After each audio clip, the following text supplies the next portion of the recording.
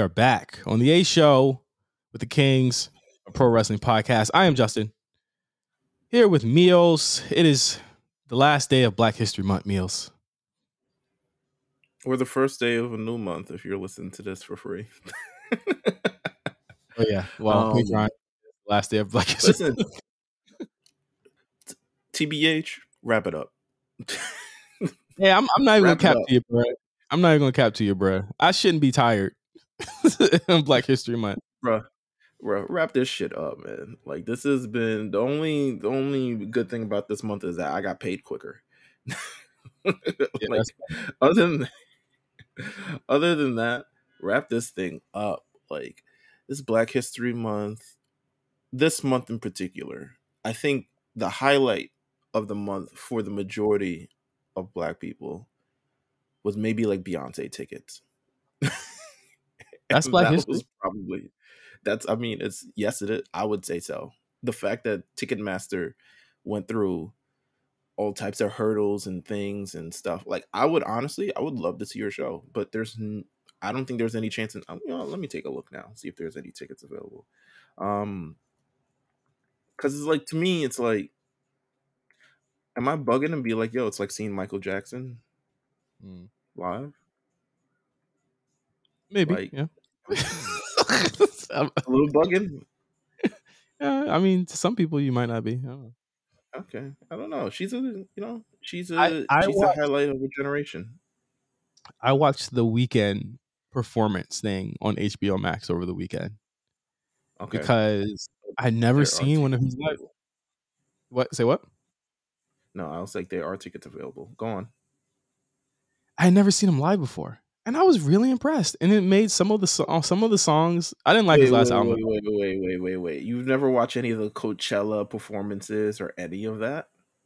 I watched Coachella. Okay, I watched that, but I was like, okay, voice sounds good. But like, this is like, but you gotta understand, like, this is like his pop, like, this is pop Weeknd. Like, he won't really move it in the Coachella shit. He over here, like, walking up and down the stage, grooving, dancing. I'm like, oh, he's totally different now. No, he's a pop star. I remember with the Weeknd. I remember his first Coachella performance, and I was like, this man looks afraid. Yeah. Like, but it was good. It was still good. He was performing all the stuff off the trilogy mixtapes and stuff like that, which, like, to me are hit or miss. Hot take to me, way better artist post trilogy than he is pre trilogy. Maybe absolutely. I'm bugging.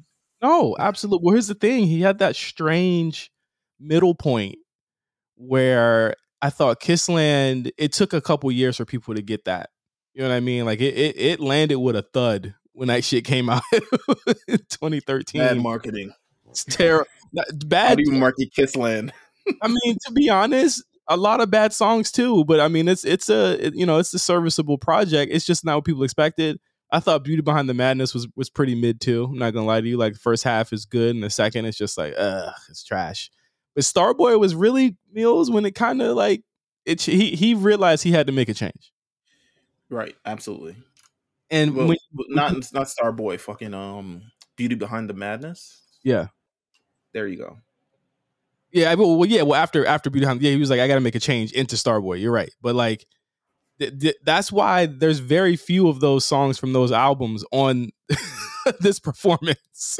It just don't. You can't do the shelf life of those songs. To me, is very few and far between. Like, you could do a couple of songs, but you can't do everything. Like, those long, I was like, he sounded like he was doing sound checks in the Grand Canyon on them fucking early joints, man. Yeah. It don't hit the same. And I know Weeknd fans are probably gonna be like, wow, blasphemous. Pop Weeknd, what's wrong with you? He makes better songs now. It's way better songs. And to be fair, I was gonna say this earlier, like, I did not like Dawn FM. Seeing it live, I was like, oh no, like, well, not live, but seeing it performed, I was like, damn, like, maybe I judged it too quickly. I mean, I guess I just wasn't in that space to listen to it. Even the after hours stuff, I was like, I came around to after hours in 2022, and I listened to that a lot more. But this one, I'm like, Dawn FM was actually pretty good too. And I think it might be better than After Hours in some ways. I have not listened to Dawn FM. I've listened to songs from Dawn FM, but not it as a whole project. altogether. I think I was done with it. Blinding Lights Ruined it happened for for everyone. so long. It happened for so long. Blinding Lights. I was like, nah, I'm good. I don't want to see it anymore. And then he had the Super Bowl halftime performance, which like I think people forget that this nigga did the Super Bowl. Which also to me, I don't even think I think he did it after Dawn FM, and he didn't do any Dawn FM on it. Yeah. It was so weird, but yeah, I'm gonna check it out because I love a good live performance. This weekend I was watching. Fuck was I watching? I was watching. Oh, and I did it earlier today too. What I was saying last weekend, I did it early today. Paramore live performance. I'm a big fan of watching live shit on YouTube. I gotta watch the Paramore stuff too. That album is become an earworm in my head. Like it's all. I love it. It's a great album. Their last performance, their last album, After Laughter, for me is one of my favorite albums of all time. To be honest with you, I can listen to that album straight through, all the way, time after time. And I just remember that era. I like this era too, but like that era is great. And I just love their like, they came out mid 2000s at the end. It's like at the end of like when like rock was kind of like relevant at any point. Yeah. But they also leaned into like, it was a little pop bag, a little pop alternative bag. You get the Hives and everyone who defined their, personality type by what album or rock band they listen to and shit. All American Rejects, I listen to shit. So they came out during the end of that, and they've maintained, like they done a good ass job maintaining, man. Like it was not. And I just, I love Hayley Williams' voice. I've always loved her voice. I love their songs. I love their creative process. They'll get in their bag. A Zane Lowe interview will always get them in their bag because she was talking her shit. She was talking her shit on that shit. I was listening to that last week, and I was like, damn. Y'all just said we're not gonna break up, but we're not gonna be together. And I was just like, okay. I want to do a Zane Lowe style interview, bro. I want to sit down with my legs folded, talking about the Miz about this fried chicken thing that's exploded on the internet today. What fried chicken thing? So, all right, so maybe you missed it, but Public Enemies retweeted something from the Miz documentary about, the fried chicken incident. He was eating fried chicken over some wrestler's bag, and they kicked him out the locker room for 6 months. His villain origin story, essentially. Okay. And essentially, it's aged poorly in retrospect now, for a multitude of reasons. One, because the guy who kicked him out the locker room is a murderer. And then two, a level of hazing. So actually today, Chavo Guerrero went on Twitter and defended it and said, I gotta find what he exactly said because he was. I did see this part. I didn't know it came from that though. Yeah. So he said something along those lines. He's like, he defended it and everyone agreed to it at the time. I was like, bro, you a whole old ass man now, and this 15 years later, you don't have to agree to it now. Also, the dude is not alive anymore. But he also said his reason. He said Benoit had his reasons. I say, yeah, all right, boot him. That's exactly. I was like, what? What are you talking about, bro? Like, to be honest with you, I don't think the time is the time, and we can't necessarily like. Gosh, what is this nigga's fucking Twitter name? Mexican Warrior. Oh, whatever. Chavo Guerrero. Let's see if that pops up on Twitter. It's okay to like not agree with stuff that you did in the past, and I don't think it was necessarily bad, but because I guess that was the locker room things. I'm not gonna say it's not necessarily. He can't take it, but he can't take it back. Basically, like we can't take it back. But you can exactly. You can address the fact that you shouldn't have did that, and I think in where you're at right now and where Miz is right now, you should absolutely be like, yo, we did that shit and it was crazy and it was fucked up. But you know what? You fucking made it, and you made it through that shit. You know what I mean? You did absolutely. it without us. And people I think a large part of it is because, and this is my, there's a little bit of stand popping out, but I feel like it's all a little truth. People legitimately hated Miz because of where he came from, and that's the reason why he had to change outside of a locker room for 6 months. You a grown ass professional in the wrestling business, and you got to do this for 6 months. Did Taker ever give him love after? I don't know, but he worked with Taker before. I think Taker fucks with Miz. At this point, everyone fucks with Miz. So he says, I think you're confusing what hazing is. This is not hazing. We put our lives in each other's hands in that ring, and if a wrestler cannot take care of one of the wrestler's stuff, then he should not be allowed to take care of his body and life. I was like, you know how crazy you sound saying that? Yeah. The hell is wrong with you? Yeah, like you all you have to do is like, yo, that's messed up. Like, don't do that shit again. You could probably reprimand them if that's your locker room code or whatever the jazz is. But to equate that you're not capable of taking care of someone's life if you chicken crumbs on someone's bag, to me is like, all right, bro, y'all taking this wrestling shit a little too seriously. And they did at that point. That's why I'm like, you can at least address that you did that. You know what I mean? Yeah. You can address that you did it. You can address that at the time it was, at that time it was the norm. It was probably, what a lot of people expected. But now it's like, he's killing it. I'm killing it. That was wrong. And I should have had, you know what I'm saying? We shouldn't do that. And I hope that y'all don't do that today. And I don't think that well, you know what? You know what I'm saying? I have in fact heard of some things where that may still be going down, but hey man, listen. Listen, okay? But yeah, it's okay to like look back at what you did and be like, no, that was kind of messed up. I'm glad, like you said, I'm glad that we're all killing it right now. Miz is an awesome wrestler, but don't like double down on the fact like we did it and we were in the right to do it and we did it as a family, bro. That ain't family. Nigga's dead. Yeah, nigga's dead. Yeah, and he a murderer. And you don't gotta do that. Well, Chavo might. A plus said the funniest thing today in the chat. He said Benoit worked his ass till the moment he died. He believed it. He said, "Come check on my dogs, bruh." He fucking did it. So maybe we're not dealing with somebody that's all the way there. Oh anyway. man, I want to talk about something that's coming up this weekend on Patreon. So we're gonna talk about AEW. We're gonna talk about AEW. Oh, never mind. Wait, what?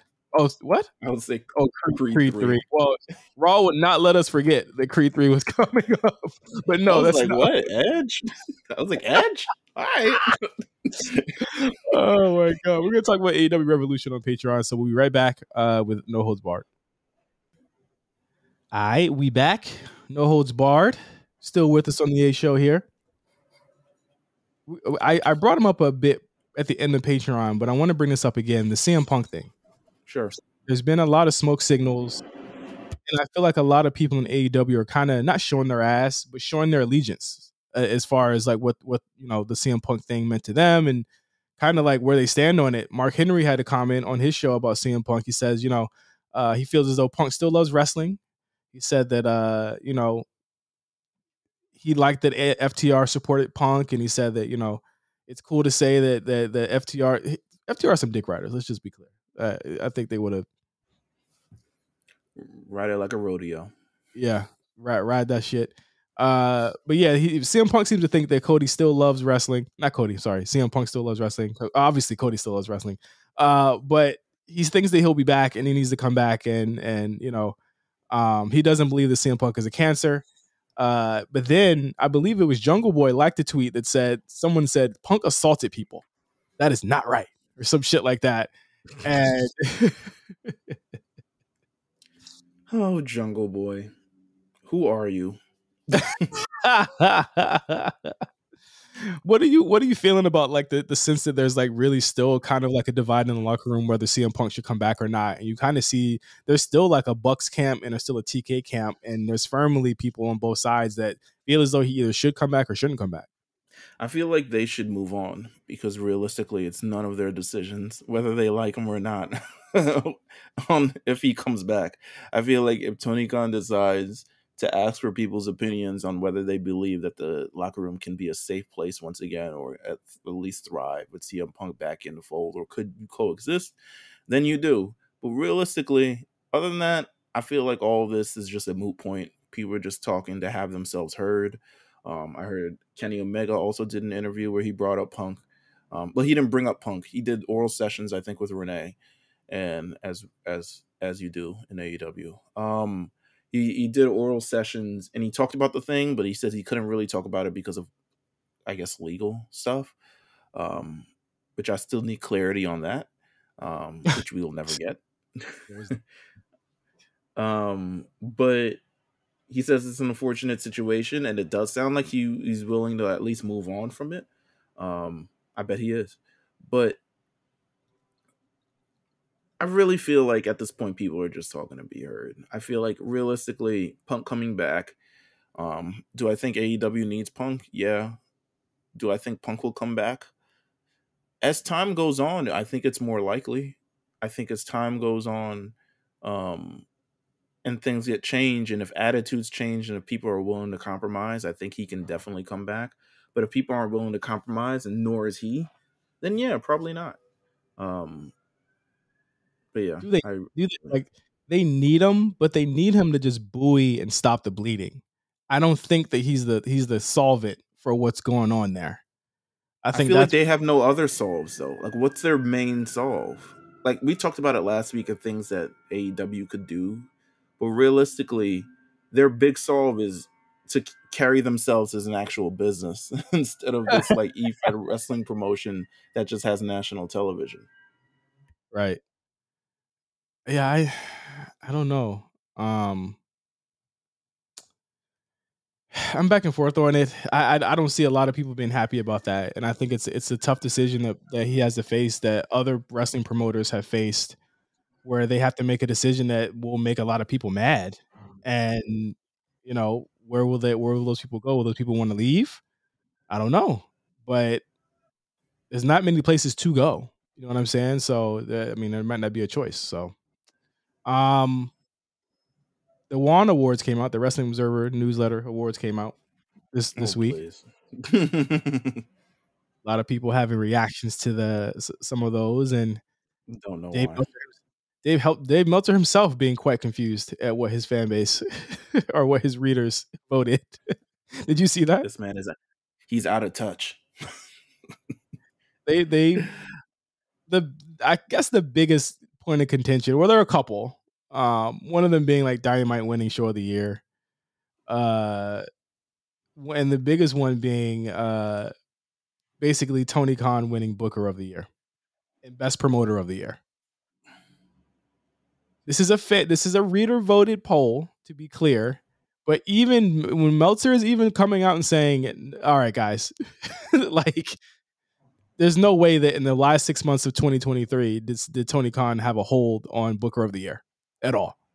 And basically saying that even like the Bloodline stuff, even though it was hot and even though it's kind of hot in 2023, it was kind of built and hotter in 2022, and that was all Heyman, Roman, and Levesque. Even Bray Wyatt coming back, whether you love him or hate him, that was still Levesque overseeing it. There was a lot of big things that got them money and got them attention, and way bigger attention than AEW got in 2022. Right. And you guys are still saying that Tony Khan is the Booker of the Year. How can you guys say that?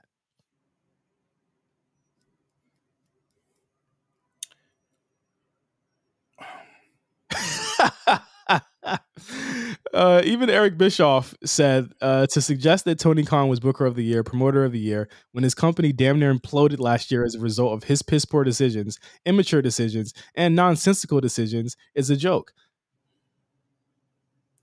Be barring them up, bro. Like consistent. Be barring them up. Listen, I don't take any of this WAN Award shit seriously. I looked at the results, and I actually went out my way to not comment on them because they're ridiculous.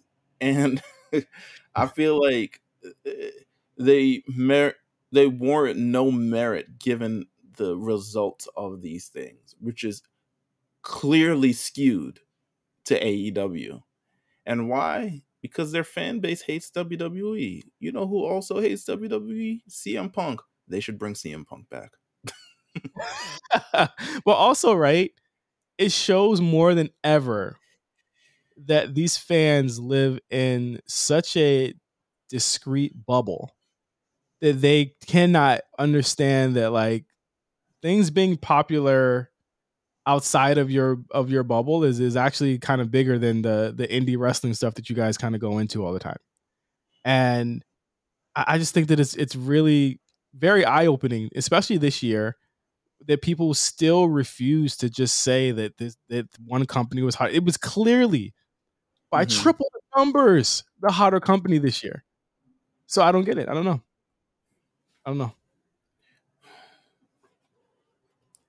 I'm over it. More news coming down the pipe here.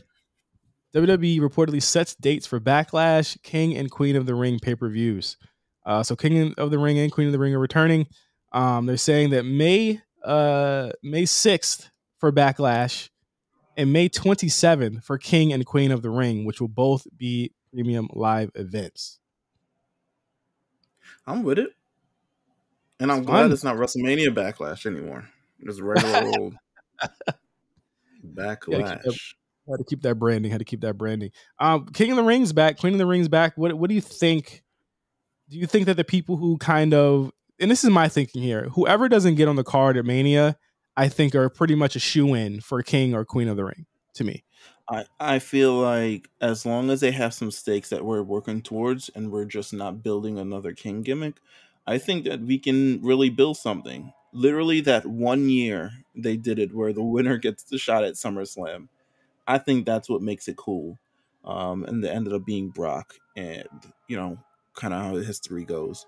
I would love if the winner maybe got a shot at Money in the Bank over in London. Since they're all king and queenly over there. All right, police. Or fire trucks. Tony Khan coming up. Tony Khan. I would love if they get a shot at like maybe Money in the Bank or something along those lines. Like this is how we get a Gunther into a world title match situation or something. Oh, that'd be cool. And you see that? Meelz booking right there. Hashtag. That'd be cool because you have to put Gunther in the mix at some point. Cody and Gunther at Money in the Bank would be fantastic. I think that would be an amazing match to have, and then to have Gunther win King of the Ring would just be wow. And then if we're thinking that he'll lose the title at WrestleMania, then it makes even more sense to kind of get him. He deserves to be at that top level. You know what I mean? At this point, and I think that's how you get him in. That's actually good booking. What about the women? My booking only ranges no. Oh, wow. Okay, Tony Khan. Nice. No. Let's see. Queen of the Ring. Who would I book for Queen of the Ring? It would be someone who desperately needs some sort of up bump in this situation. If I'm looking at the post-Mania situation, if we are going by this winner gets a shot at Money in the Bank rules, and we have 2 women's champions. To be honest with you, I'm gonna keep it a buckaroo-y.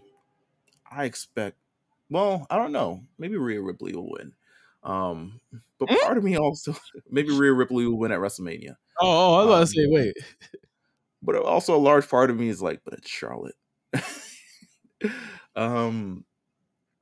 Which we'll talk about later. I definitely got to talk about that. I feel like it should be, I'm thinking Raquel, I'm thinking Piper. I'm leaning towards Raquel because it seems like they really want to do something with her and they need something to really like pop out and talk about with her. Yeah. If Bianca wins Queen of the Ring, I'm gonna laugh. If Bianca wins Queen of the Ring, I'm gonna laugh. That'd be lit. Who'd be mad at that? Not I. I will laugh. I Piper Nevin to me.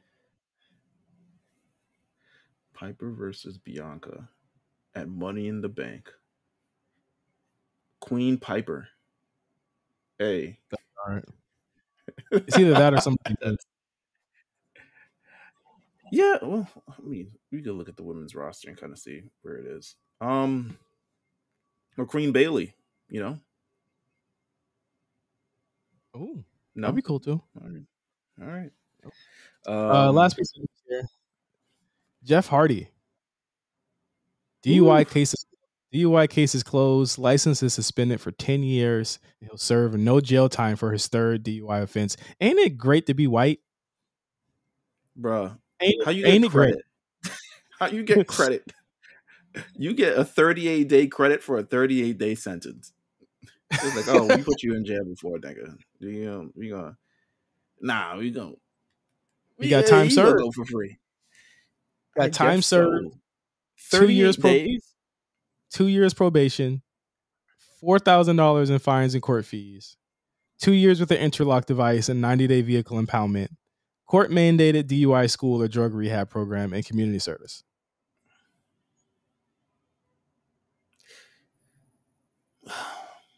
It's great. It's great to be white, bro. I know he got the best attorney for this shit. He blew a .294. The legal limit is .08. And this ain't even like his first time. Like, he has a history of this kind of thing. That boy was flying. Listen, we all wish Jeff Hardy gets better. Yes. But this is nuts when you look at it from outside lens. It could never be me. I'm just letting you know. It would never be me. My ass would be in jail now doing podcasts with a guy named Bill. Judge would have been barring my ass up. This what you want to do with your life? This what I'm going to do to you. Yeah, like exactly. What? You get real smart with it. And one with the gavel. You know what I'm saying? Throw from one hand to the other like a clown. Like, this how I do niggas like you. We don't be listening. Oh my god. My god damn, bro. Fuck. Anyway. Listen though, people love streets. Everyone loves Jeff Hardy. Everyone loves Jeff Hardy, apparently. They said, but this is the man who gave us TLC 2, bro. He gave us TLC 2. What can we do? What can we do? We can't put him in jail for 10 years, bro. We gotta figure out something else. Can't keep that off the streets. Come on. It's Jeff Hardy. It's too pure. It's too we go re-rock it. I got some quick news. Okay. Before we transition to the show. Quick news. Matt Riddle update. I did not expect you to bring up Matt Riddle. Out of rehab, but not on TV.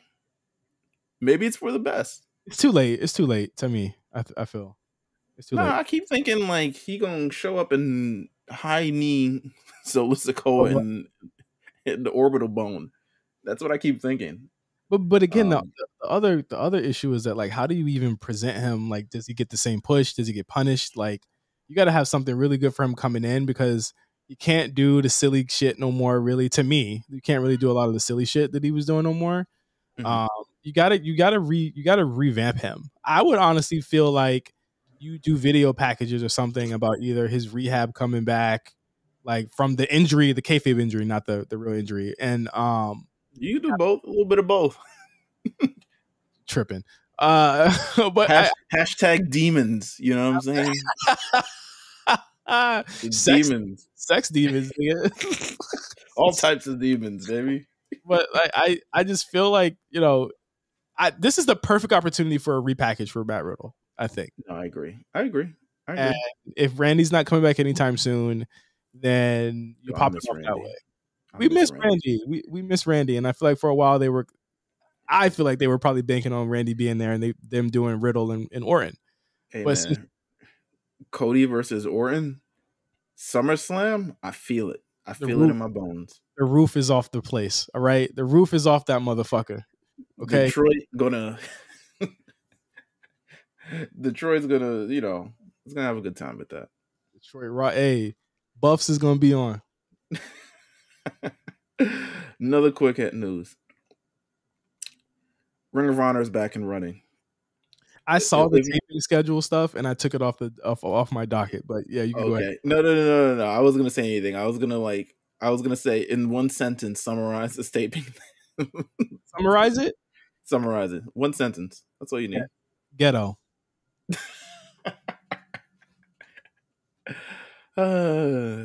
Will they cover it on the War Report? We'll find out soon. Quan said he'd watch it. Quan said, word. Mm-hmm. All right. Quan said he'd watch it. So the Honor Report. I see you. Okay. Next one coming up. Chris Jericho says he has no interest in returning to the WWE. Yep. He says, why would I? I like how they do things over here in AEW. I don't care who's out of the top spot. It could be Vince. It could be Triple H. I don't care. I like where I'm at now. You know why he likes where you know why he likes where he's at? And I've said this before on the show. Chris Jericho has never been the second guy, never been the third guy, never been the fourth guy, maybe a fifth guy. The moment he was the number one guy in WWF, Triple H came back. He was never the number one guy, even when he was world champion 5 times. Actually, 2008, when Cena was actually not hurt, and they say, "Okay, we need the belt." That was when he was like the number one guy, because that HBK feud was taking up a lot of TV time. Yeah, and then literally a month later, it was like, "All right, Cena needs it back." Just all right, just give it back to Cena. You wasn't even supposed to have it anyway, you know. So I could see that's why he's not returning. He's the top guy. He's the head honcho there. He's Undertaker in AEW. In WWE, I'm like, this leather pants wearing, bustier wearing. Get this nigga out of here. We got the Miz to look up to, and Seth Rollins, and all types of cool cats. You know. Final bit, because we didn't talk about it last week. Completely whiffed it. Monet watch. Oh well, I'll go on mute. Go ahead. I'll go on mute. Go ahead. Oh man, all right. Sasha Banks wins the New Japan Pro Wrestling Women's Championship from Kyrie like 10 days ago. We completely whiffed it, listed it. I have not watched the match yet. I didn't watch it in the moment, but I did watch it. But I honestly, not gonna lie, completely forgot. The thing about New Japan is that it unless it's like some type of like generational match, I usually forget about it the day after it happens. She's been on Bar Watch. She's signed to a brand new representation deal. Are things looking up for Monet? UTA is a big look for her. UTA is big. I think they could get her roughly a lot of what she wants, or what she probably would desire, being an actress. I think that it's a great like a guest star on a TV show, or like roles in roles. You know, I don't know about roles. You know what I'm saying? It just depends. I mean, is there a huge want for pro wrestling stars? You know, it just depends on what casting directors want. Is she good? You know what I mean? Like, I know a lot of people can say, yeah, she's good, but you know, is she? You know what I'm saying? Like, I'm not putting that into question for anyone else, but it just depends on what casting directors look for. Like, an agency can only get you in the door. You know what I mean? The rest of that shit you got to do on your own. You know, so according to the Variety article, in January 2023, she appeared in New Japan Pro Wrestling's Wrestle Kingdom 17, which helped generate the company 900,000 new users, the most in New Japan Pro Wrestling world history, and sell over 25,000 tickets, which marks the highest ticket sales for a non-WWE live event in the last 3 years. That's like when I lie on like a monthly retro. Like, yeah, we doing numbers, baby. All because of her. No one else. Nobody else is on that show. Just us. In 2019, she made her acting debut in season 2 of the Disney Plus hit The Mandalorian, where she played Casca Reeves. She's also made several appearances in a number of unscripted shows, including Nick Cannon Presents Wild 'N Out. That was like 10 years ago. Barmageddon and Cold as Balls. right. I'm pretty sure all WWE all put this together as well. Do we count those? I guess so. I mean, you would have to. Okay. Yeah. I mean, I don't know if she did. I don't know. Whatever. Fernando is an ESPY award winner and widely regarded as an athlete whose contributions helped revolutionize wrestling at a high level. Don't say with who.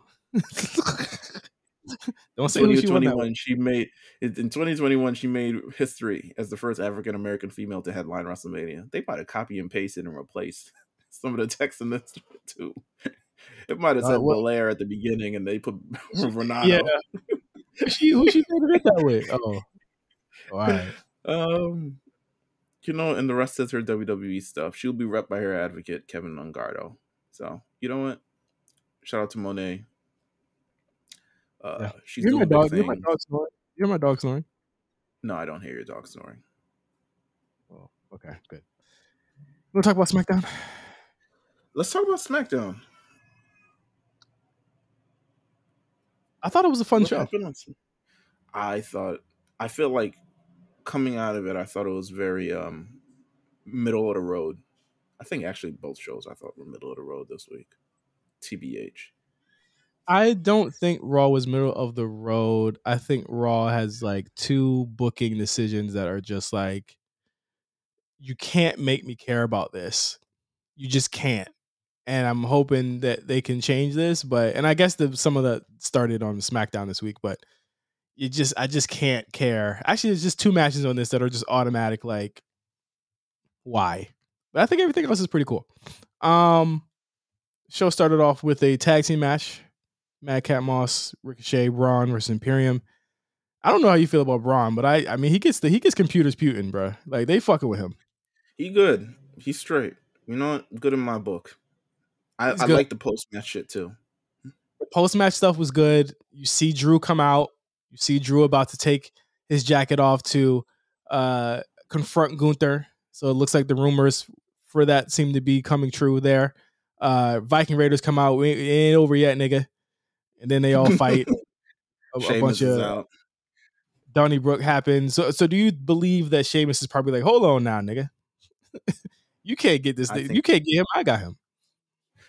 I think we're going to have a triple threat match for the Intercontinental Championship at WrestleMania. And it's going to include Sheamus. It's going to be good. What else happened on this damn show? Oh, the big fucking face-off. It was advertised that Charlotte Flair and Rhea Ripley would face off on SmackDown. And I said, you know what? I got to wait and see this. I got to see how it feels. I got to see how it goes. I got to see how it moves. Let me touch the texture and see if it feels good. Boy, what the fuck was this? Don't get me wrong. It was good. Dominic did his thing. Yeah, it was good. But there was it did not do anything to advance Rhea Ripley and Charlotte Flair for me. Outside of Charlotte being like, and my man is Mexican and he's a real Mexican nigga and you fake. Something like that. I don't know. The fact that 30 seconds of it actually amounted to Rhea Ripley versus Charlotte Flair to me felt like we could have done a little bit more. I think that they're trying to hold off on that for as long as possible. There is still 6 weeks. I guess they don't want to get physical yet. There to me was a good way that they could have weaved in the Ray, Dom, Charlotte stuff. And to be fair and to be completely honest, I really think that what they did with Dom and Ray over these past couple months has just completely worked for me.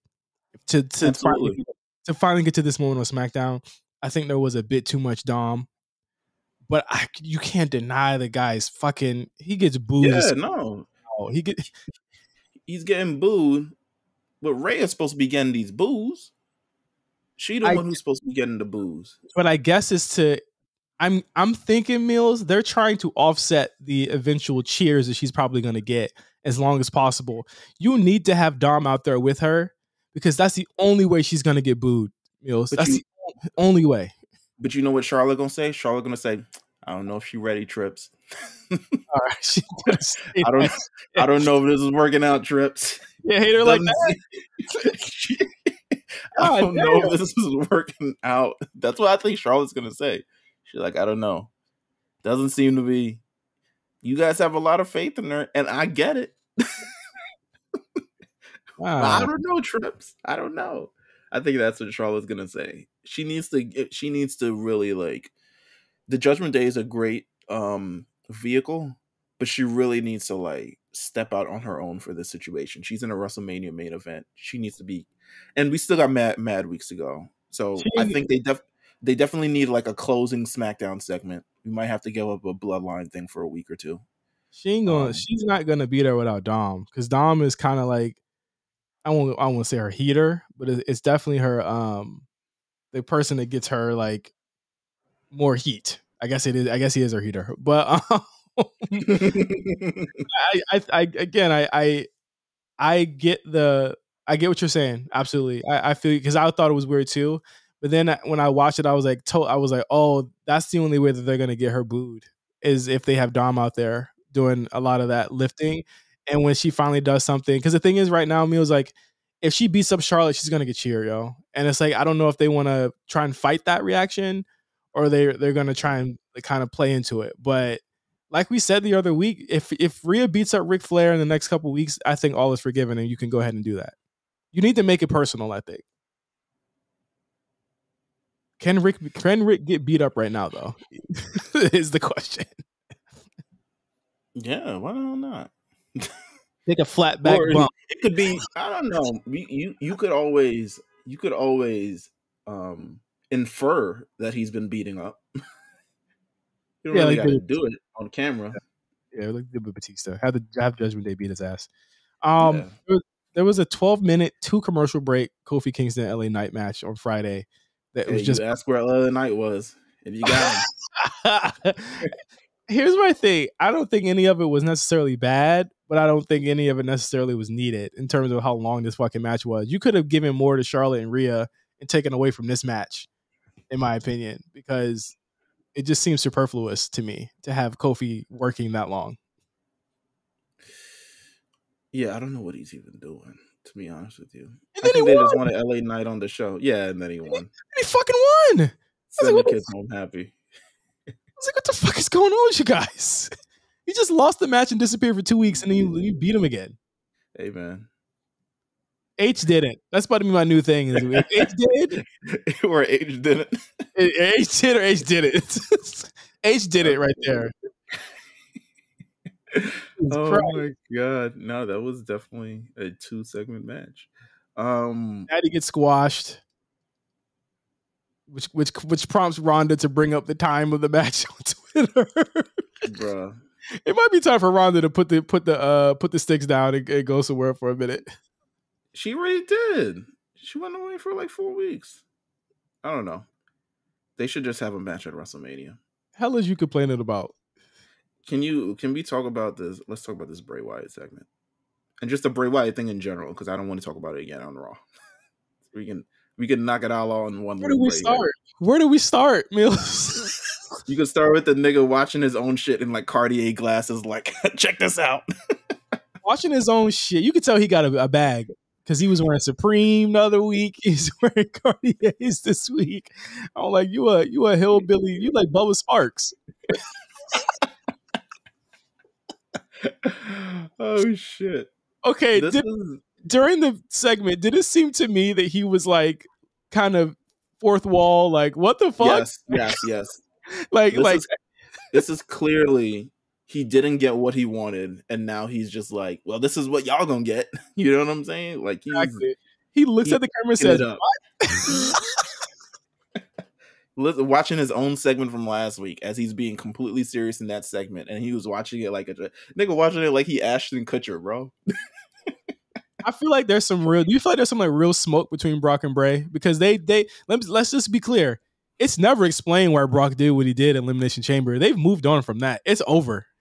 Yeah, he don't fuck with that magic shit. He does not like that nigga at all.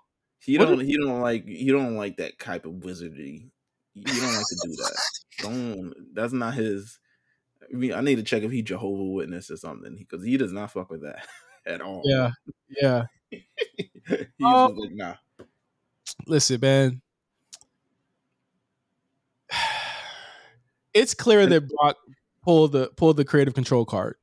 All right, and here's my thing. I don't agree with it.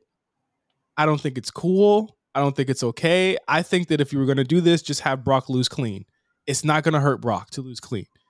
Mm-hmm. He don't even have to tap out to the hurt lock. He could just pass out. That would have been fine with me. Now you leave the door open that these motherfuckers got to do it again. Hey man, we getting Bray versus Bobby. I ain't never in any of my lives wanted to see requested a Bray Wyatt versus Bobby Lashley match. I don't want it. That's match number one. I don't want. We're gonna get to the other one. And listen, I was like, Asuka Bianca, but you know what? It'll be good because Bianca's much better than she was last time they went at it. Amen. You know what I mean? There's some news reports out there in terms of this thing of like Brock didn't like the direction. He's really only worked with Vince before. He really only likes the Vince shit that he does. I feel like Bobby might be a Vince guy too. If you don't keep it a buck. I don't feel like he wants this. Like, I feel absolutely. Like for the past few months, he's just been floating around doing nothing. And now he's slotted in this thing at WrestleMania. I think Brock versus Gunther, it's probably too soon for that match, to be honest with you. So I kind of agree with it. In terms of like threatening Gunther's streak. And if Gunther wins this, he might as well get a world championship shot. It's fucking over. Over for that Intercontinental Championship shit. But the Bray Wyatt thing, man. Nah, bro. Nah. I'm looking at the screen cap on YouTube right now. Nigga look like Ashton Kutcher. Bray needs something to do. And again, you got to justify what they paid him to come back. And I just don't think there's too many places for Bray to go. For all intents and purposes, as much as we might not like the shit, he is one of the biggest stars on that roster. And if he has nothing to do for WrestleMania, that is a problem. He needs something to do. Now, I've had this conversation in our Discord about the Bobby Lashley thing. You said he's floating around doing nothing, Meelz. We was watching those 2020 shows. We was watching those 2021 shows. He was doing nothing then, too. He was beating the fuck out of Apollo Crews every week. And everyone who would fucking come across him. He was the mid-card squasher in 2020, 2021.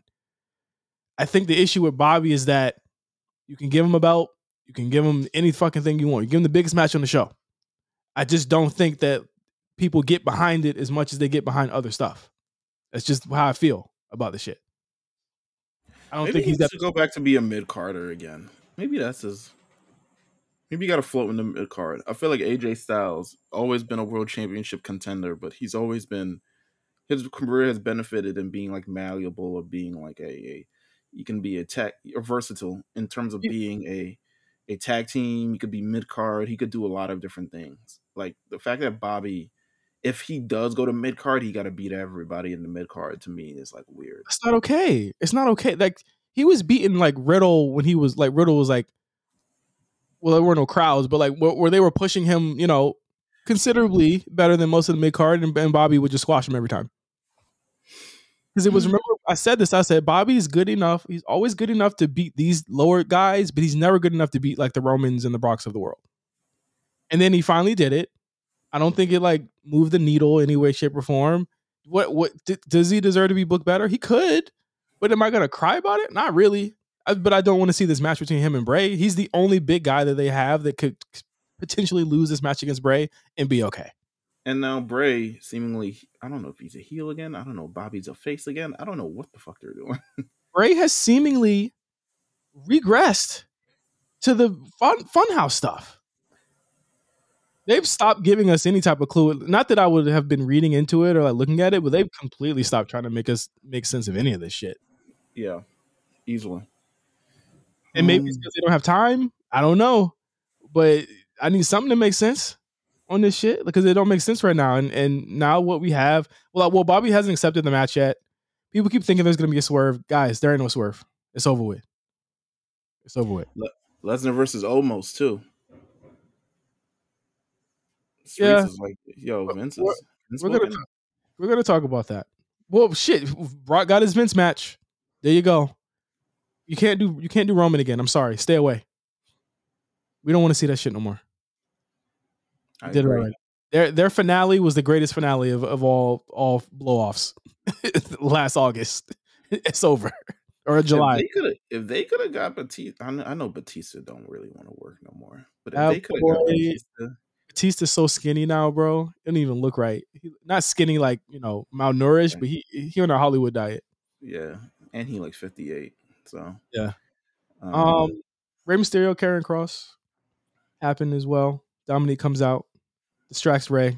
Karrion Kross wins the match. I don't know how much it does for Karrion in terms of like placement. He's not really the focus, so it don't really do anything for him. I don't know how much it does for him, but I will say this: the match was good, and I think a lot of that was because Rey is probably the only person other than because with Drew, no one gave a fuck, and that was not even Drew could elicit a reaction. Rey actually got Karrion Kross booed during a match for the first time in his main roster career. But they've also done this match mad times too, so I'm gonna give that a shot as well. Yeah, but and it ended up being. I think Karrion needs to get sillier because I think that he's too serious. He's a fucking goof. You know what I'm saying? Like all of his facial reactions and shit. Lean into that bitch because you look silly as hell. I would rock with it more if he just changed changed the whole thing around. You know what I mean? Like I think that people don't care, but I think that they have an opportunity to either make him a really bigger heel on the mid card or make him a face, and they need to make a decision there. It seems as though Santos is kind of the direction for him next, but we'll see. Uso Theater. Yes. Be here bright and early, 9:50 for Act 25 of the Bloodline Turns. It's coined by me. They panned out this camera on Jay and the audience, mad dramatic. But they were having this scene between Sami Zayn and Jey Uso. To be real with you, I don't really know what Jimmy is really mad about. Maybe he feels like he took his brother away from him. But realistically, like Sami Zayn is attempting to speak some sense to him and be like, listen, your cousin's a lunatic, a gaslighter, someone who have abused me, you, and your brother, and you're here defending him like a maniac. And then the camera pans out because Jey Uso's up in the fucking in the balcony like Sting. And he comes, he comes down. Does he come down? Let me see. Yes, he comes down. Yes. And then what happened? Solo Sikoa comes. Oh no! He comes down. Fucking. Yeah. Because Jimmy tries to beat up Sami Zayn. Jimmy gets distracted. Sami hits him with a haluva kick, knocks him out. Solo Sikoa comes out, and pretty much runs off Sami. And Jimmy's just like, I don't know where I stand. Very Sting. And this continues. This continues into Monday on Raw, where basically Jimmy's trying to lie. We good, bruh. Ain't no problems in the bloodline. Which leads to a match with the Street Profits and Solo and Jimmy, which leads to Kevin Owens coming out after the match. Of course, Street Profits had to take the L there. Yeah, but what do you feel like? They are firmly. There's two things I noticed. Sami in the mix with Roman and them, that's done. That's over with. That ain't happening. Mm-hmm. They've stopped mentioning it. They've stopped talking about it. This story they have spun completely off into Usos versus KO and Sami. Let's just be clear here. But another thing I noticed, Meelz, when Jimmy mentioned Cody, I heard a lot of Cody chants. When Jimmy mentioned Sami, it wasn't that many. Hey, man. Well, Sami wasn't on the show, so good for him. And I think people still aren't used to KO yet. I feel like KO was here and then he's gone and then he's here and then he's gone. But I was glad that KO came out and did his thing. Leading the KO versus Solo next week. Stacked show next week and Raw. We'll get to more of that as we go on here. But Raw had a huge main event. Becky Lynch and Lita versus Damage Control for the tag team titles. What'd you think Lita looked like out there? How'd you feel about her out there? Moving at the speed of tree bark. Somebody in the chat says she moved like everything hurt. Hold on. Shout out to WWE still able to create moments for her. You know what I'm saying? Like she's still revolutionary. She's still Lita at the end of the day. It's a tad bit slower, but like where in history is this ever going to happen? You know what I'm saying? Well deserved. For her to come back and be able to win a new title that they have is great. I think it's awesome. Yeah. Trish Stratus comes out, pops everyone. The cameraman zoomed in on the wrong niggas. Zoomed in the crowd. I was like, is Jay coming back out? He zoomed in on the stairs. I said, oh, this nigga done blew it. I said, this nigga done blew the spot. Boy, get the fuck out of here. Your ass fired. I was like, damn. But it came out, led to Damage Control taking that L, which is fine because they wasn't really doing anything anyway. I don't know what this means for the future of the Women's Tag Team Championships for WrestleMania. There seems to be a lot of directions going on. To be honest with you, if Becky didn't want to face Ronda, I doubt Ronda is facing Becky for these Tag Team Championships at WrestleMania. Absolutely. That beef, to me, is real. And if you ever see them in the ring together again, it won't be soon. Yeah. I mean, there's several directions you could take it. You could do Bayley and Trish as a singles and Damage Control trying to get their titles back from Lita and Becky at the main show. You could do the 6-woman tag, which I still think is a big moment. They could do a lot. Do that. You want to do that? I would do that. Yeah. I think that's a big moment, and then have them have like, I mean, Bayley deserves to be on this show, regardless of anything. So just let it happen. Do it.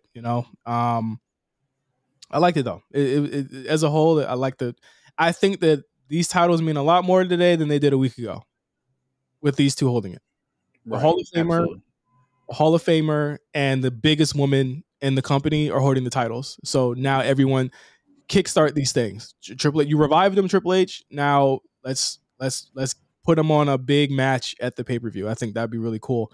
Brock Lesnar accepts the match between Omos for WrestleMania. This segment was I knew Vince was back. I didn't feel like it was like I feel like this was like the regular ass WWE segment to me. Yeah, I feel like Triple H was like, you wanted this match, right? All right, go out there. It definitely felt like Brock wrote it how Vince would have wrote it. Like Vince would have did it this way. Oh, this nigga would have. First of all, where's Omos? I was like, what? He let all of these things happen to his bands. It didn't come out at all. I got the match. I'm straight. What's your expectations for this? Really? I mean, Omos can surprise me. I feel like I'm open to him like trying to surprise me. I don't think that Brock is out here to put on like big matches anyway, like big highly 5-star NXT deals. Yeah. And I think that's what he doesn't want to do. I think that's why he initially like kind of like rejected a lot of the things going forward, because he's about box office. He's about making bread. He's about making moments. It's not his style to be out here trying to wrestle. Trying to fit in the elimination chamber matches and all types of other shit like that. This is not his style. Yeah. So yeah, I mean, it's a White Lightning. We'll get there. Yeah, White Lightning. We'll get there. White Lightning. Cody had a match on the show, 10 minutes with Chad Gable. Listen, give Gable any fucking thing he wants, because if you want to heat a guy up, if you want to make a guy look great, he did that with Cody here. Put some stank on that Cody cutter. I was like, damn, the heavens. What an enjoyable fucking match. I was like, if only all the matches on Raw could be like this. Right? If Like, only they could all have Cody in them. Put a wig on them. Oh Cody my God. Let's go. No, it was really good. I love Cody like pointing out Maxine in the crowd. That was really funny. Like he's having a fun time out there. And like I said this too. I was like, Raw just feels different when he's back. You know what I mean? Like it just feels like a different show. Hey, he gonna be on SmackDown this week. Yes, he is. Are you ready? I'm ready. This is what I've been waiting for. I'm waiting for it to be 9:52, and then that nigga comes out. Cody, they're gonna be playing with fire here, Meelz, because you could potentially have Cody intersecting with KO and Zayn here. And I said this before that these should be the three guys that take the bloodline down. But I want to see how the crowd reacts to Cody being next to Sammy at this point. And if it feels like they truly moved on. Okay, I'll just say that right now. Like Cody's getting Cody chants during the match, and he isn't even in a headlock. That's how popular this thing is. Like it's the craziest thing I've seen. But I want to see how they're gonna weave him into Friday Night SmackDown. Which to me, with Cody being on that, they need to push the fuck out of it. I think they could get a 2.5, 2.6 million on Friday. I would say have your segment with Jimmy, try to bring back Jey Uso into the fold. It explodes into some Sammy thing that goes off to the side. Cody Rhodes slides in, hits some fancy shit in some fucking church suit, and slides the fuck out the ring. And gets out of Dodge. He got to play the mind games. He got to play the mind games back. Judgment Day has a promo. We talked about the Rhea thing. Finn Balor challenges Edge to one more match at WrestleMania. I'm okay with this. I liked the I Quit match and all the drama, but it seems to lead credence to the Demon report that we reported last week. That I was like, they would not bring this up if they were not about to do it. So it does look like it's probably going to happen. I'm for it. You know, I'm for it. I don't know what else to say. I'll look forward to see Edge's response, possibly next week or some other week. But it's good. It's good. Women are out. Asuka versus Carmella. Asuka wins that. When I felt that they're really trying to push Carmella as a serious threat. So I was like, Carmella's getting way too much offense, and I was like, wait, she just came back, and they got to make her look good. Yeah, well, speaking of looking good, Bianca Belair. Goddamn. Good Lord. But I was like, oh, you getting money. Good Lord. Money. Listen, man, that's a brand right there. But you know what? You know what H did it? Carmella versus Bianca in Boston next week. H did it. Amen. H fucking did it. Hey, man, listen. You don't know. We don't know. I feel like Carmella got it in her. You know, she got that dog in her. Miz TV. I'm gonna skip over the Candice LeRae stuff. It doesn't matter. We got Johnny Gargano versus Finn for next week. Wait, you skipped over the Miz shit. Miz is the host of WrestleMania. I was saying I'm skipping over the Candice shit. Oh, okay. You said something about Miz, and then you skipped. I said Miz TV, then I said I'm gonna skip over the Candice shit. Can you chill? Well, I'm just saying. Damn, proud for my guy. The Miz comes out, announces that he's the host for WrestleMania. I think it's a good idea. If you're not gonna, he has nothing going on for him right now, so let him do that.